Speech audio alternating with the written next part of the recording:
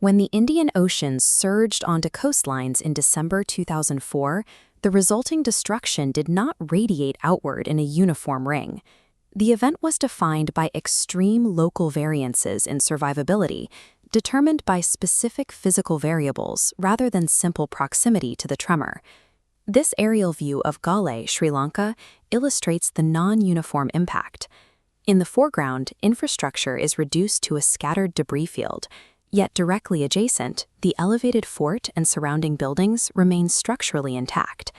Less than 30 miles away in Paralia, the wave dynamics possessed the specific kinetic force required to lift an entire passenger locomotive, rip it from its tracks, and overturn the steel carriages into the surrounding jungle. Tsunami survivability is not calculated as a distance from an epicenter. It is dictated by an equation of deep-sea physics and the immediate coastal geography. The seismological data of the Sumatra Andaman earthquake details a massive fault rupture. The tremor registered between a 9.1 and 9.3 moment magnitude, with a rupture length spanning 1,600 kilometers along the seafloor. That displacement shoved 30 cubic kilometers of ocean water toward the surface. This energy propagated across the entire Indian Ocean basin. It reached the shores of Sri Lanka and Thailand within 2 hours, and maintained enough cohesion to strike the coast of Somalia 7 hours later. According to standard models before 2004, this event should not have happened. The subducting crust in this region is old and dense, which typically prevents the accumulation of the extreme stress necessary to displace this much kinetic energy. To accurately find the source of the anomaly, we have to look at the tectonic bedrock of the Sunda Trench. This is the subduction zone where the India Plate is driven beneath the Burma Plate. Seismologists previously assumed that older oceanic crust sliding at slow rates would not produce a tremor exceeding a 9.0 magnitude. Usually, these ruptures dissipate safely into loose mud.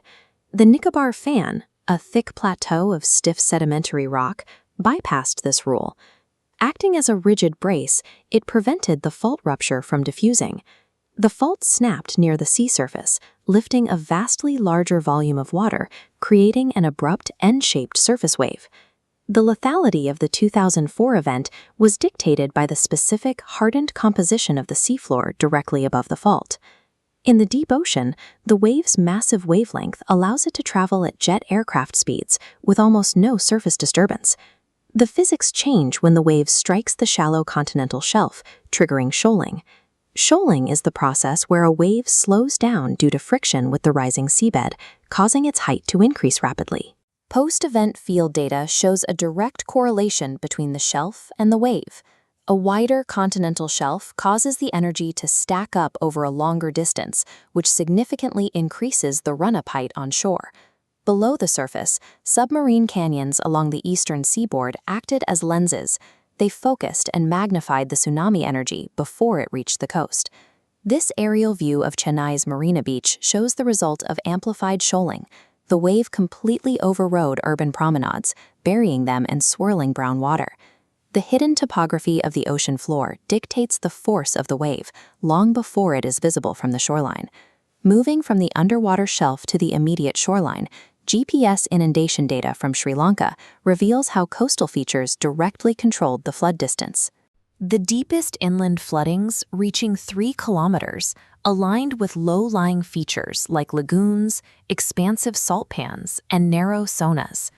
A sona is a local term for a narrow waterway connecting the shore to the interior. These waterways acted as highways, funneling the ocean surge past the coast into unprotected interior settlements.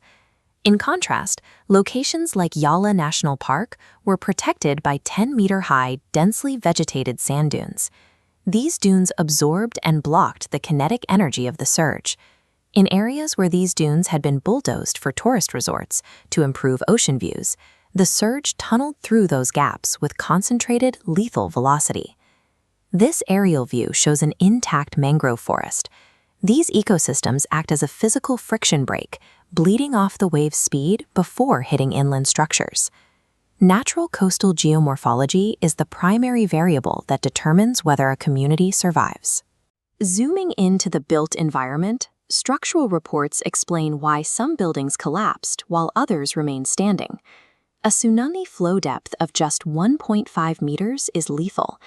Unlike a brief storm surge, a tsunami possesses a multi-minute wave period that applies continuous, crushing pressure to foundations.